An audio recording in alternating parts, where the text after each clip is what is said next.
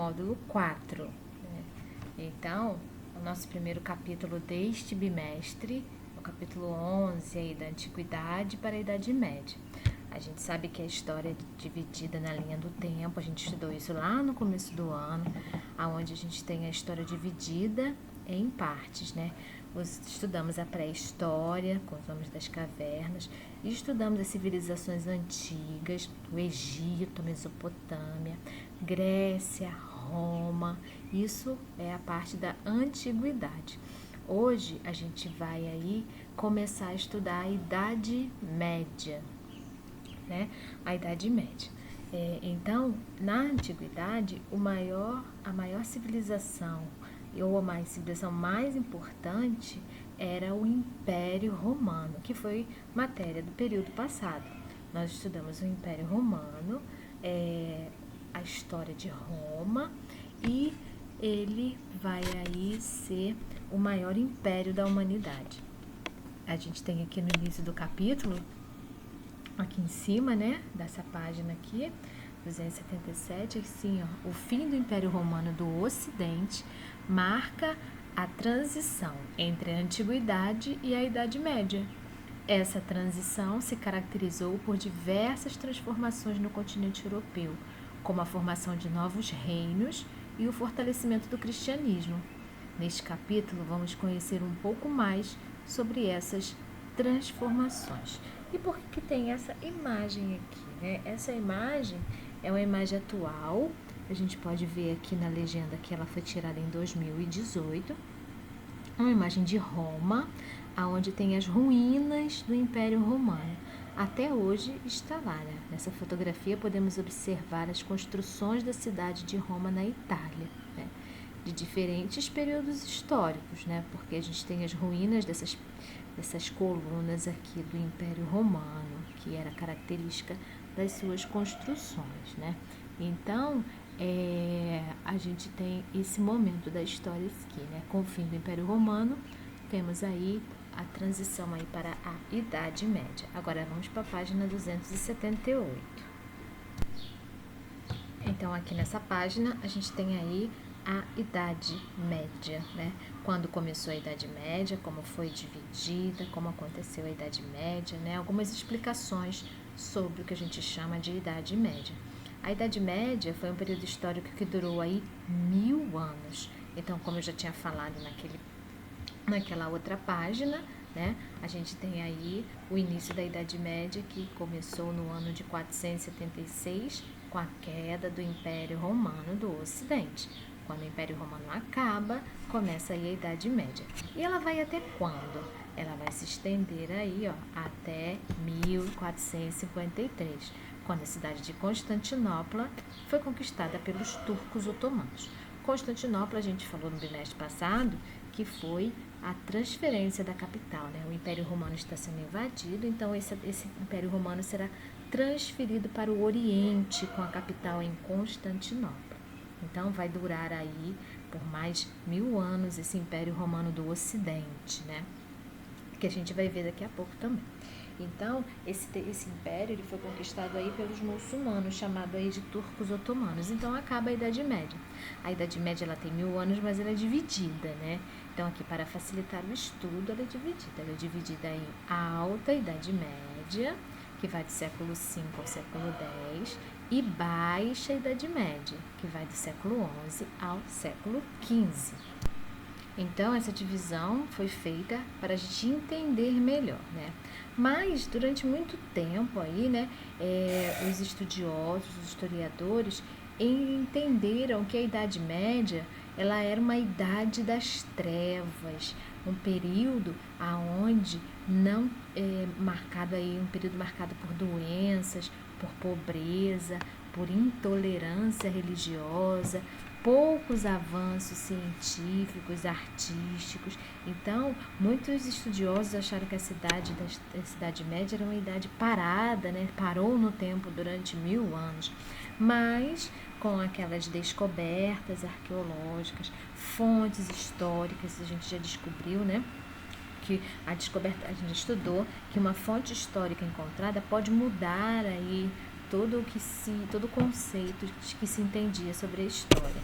Então, a gente tem aí, nas últimas décadas, essa ideia passou aí por transformações, né? Houve aí mais estudos sobre esse período e ocorreram muitas realizações nesse período, com certeza, né? Houve aí diversas línguas existentes, porque o latim do Império Romano vai gerar aí o português, o castelhano, o francês, dentro da Idade Média, né? Ao longo desses 1000 anos surgiram várias das atuais nações europeias. Os países começaram a surgir: Portugal, Espanha, França, Inglaterra. No final desse período ainda, né, começa aí o sistema econômico capitalista, começa a surgir aí. Então, a Idade Média não foi um período de trevas, foi um período de desenvolvimento também, devagar, mas acontecer, né? Então, foi o período que deu início aí ao mundo ocidental, porque tem vários países agora nesse mundo que está surgindo aí, e também as descobertas de outras nações. Vamos para a próxima página. Então, por volta do ano 100, o Império Romano atingiu sua máxima extensão, ocupando cerca da metade do território europeu, parte do norte da África e parte do Oriente Médio. Então, só para a gente ver aqui no mapa, esse mapa aqui é o mapa aí do Império Romano, que, como está lá no texto, ele vai pegar aí a Europa, norte da África e também a Ásia.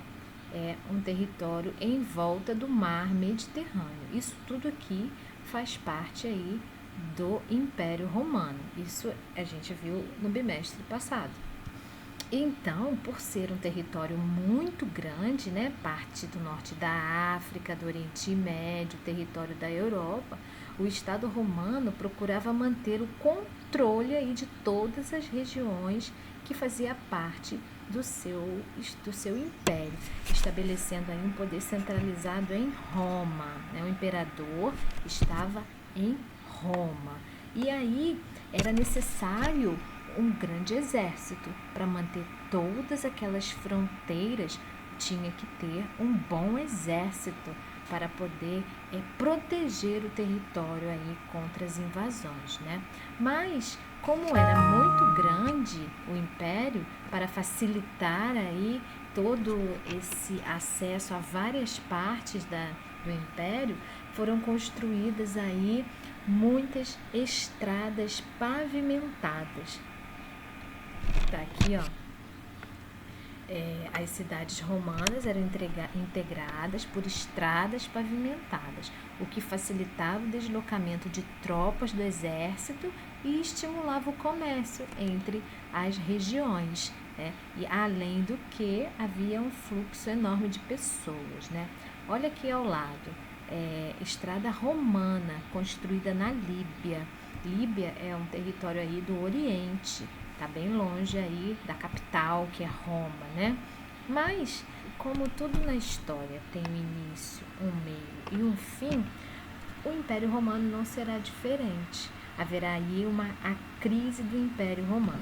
Vamos conhecer 3 motivos para essa crise, né?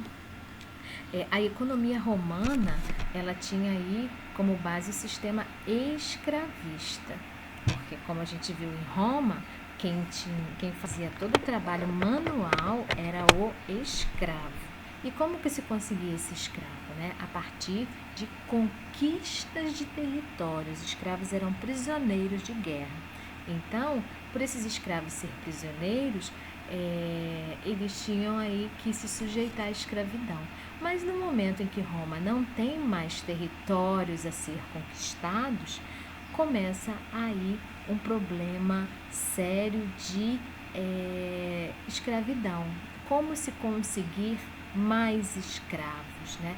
Com esse fim da expansão do império, houve uma queda aí no número de escravos, diminuindo drasticamente a produtividade e gerando uma grave crise econômica. Por quê? Porque quem fazia todo o trabalho produtivo, quem plantava, quem colhia, eram os escravos. Não tendo mais escravos, a produção vai diminuir, gerando uma crise econômica. Um outro fator é o número 2, né? A gente tem aqui o desabastecimento, né?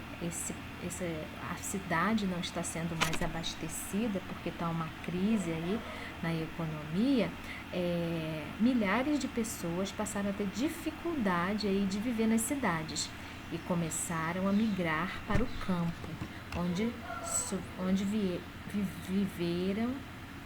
viveriam sob a proteção de um grande proprietário de terra. Então, é como se na nossa cidade começasse a faltar coisas no mercado e a gente fosse para a área rural, ficar numa terra, onde que essa terra tem dono, né? A proteção de um grande proprietário, para a gente plantar e ter o nosso próprio alimento. Esse é o segundo motivo, né, da crise do império. A falta de abastecimento na cidade, as pessoas começam a ir para a área rural. A gente chama isso de ruralização, né? Começam a ir para a área rural. Número 3. Então, com a diminuição da produção e com a diminuição do comércio, a crise também vai afetar aí a arrecadação de impostos. E o Estado, quer dizer, o império, o imperador, vai ficando fraco. Ficando o império fraco, ele não tem como pagar aí os seus soldados para manter as fronteiras protegidas. Então, a gente tem um período de invasões dos povos germânicos. Então, vimos 3 motivos, né? O primeiro motivo é a falta de mão de obra escrava, o segundo motivo é a ruralização, as pessoas indo para a área rural, e o número 3, com as fronteiras do império desprotegidas, começa a chegar aí povos germânicos para invadir o Império Romano. E esses povos, eles são chamados de germânicos, mas na verdade eles têm vários nomes, né? A gente vai ver daqui a pouco, mas generalizando, a gente pode falar que são os povos germânicos. Então, a gente tem aqui, né, os germânicos, como eu falei, não é um povo só, são vários povos que a gente vai ver aqui ao longo desta aula. Então, os romanos, para conter aí essas invasões de crise, né, o que ele vai fazer? Já que não tem exército suficiente para conter essas invasões, né? O imperador Teodósio, no ano de 395, dividiu o território em Império Romano do Ocidente e Império Romano do Oriente. Com essa medida, Teodósio pretendia facilitar a administração desse grande império, já que havia esse problema aí das invasões. Então, vou mostrar para vocês o mapa de como ficou dividido o Império Romano. Aqui nesse canto aqui, a gente viu, né, que toda essa extensão fazia parte aí do Império Romano, e aqui no meio está o Mar Mediterrâneo, né? E como vai ser? Aqui no lado do Ocidente haverá as invasões dos bárbaros. Então, Roma está aqui, ó. Roma está aqui na botinha. O imperador irá transferir a capital de Roma para, aqui a outra capital, ó, Constantinopla. Então, toda a administração do império sairá daqui de Roma e irá para Constantinopla. Perceba que Constantinopla é uma ligação entre a Ásia e a Europa, é um lugar estratégico de comércio. E visto que esta parte roxa não aconteceu nenhuma invasão, então ele fez aí esta divisão. Aqui tem outro mapa que a gente também pode ver aí a divisão, né? Que antes aqui tá o Império Romano do Ocidente e o branco aí, Império Romano do Oriente. Temos aí essas divisões aí nessas imagens do mapa. Então aí, né, sem obter sucesso com a estratégia, os romanos sofreram cada vez mais com as invasões de outros povos, que aos poucos dominaram grande parte do seu território. Essas conquistas representou o fim já do enfraquecido Império Romano do Ocidente, possibilitando ao longo dos séculos seguintes o surgimento de outros reinos germânicos. E aqui embaixo a gente tem esse monte de setinha aí que vai mostrar as invasões, da onde estão vindo e para onde vão aí, ó, esses invasores aí, né? E o imperador não teve mais como sustentar toda essas invasões. E aconteceu aí a formação dos reinos germânicos, né? A formação dos reinos germânicos, ela vai ocorrer com a fusão, quer dizer, né? Com a união, com a junção dos elementos aí da sociedade romana, os elementos da sociedade romana e da sociedade germânica. É uma junção dessas duas sociedades que vai gerar aí a sociedade romano-germânicos, como está aqui, né? Então, os povos germânicos apresentavam muitas diferenças entre si, embora houvesse semelhanças na sua organização social, política e econômica. Algumas dessas características vão formar aí a base dos reinos germânicos. Agora vamos conhecer esses reinos, né? Vamos ver aqui no mapa os nomes desses reinos que vão aí se sobressair no território onde era aí o Império Romano.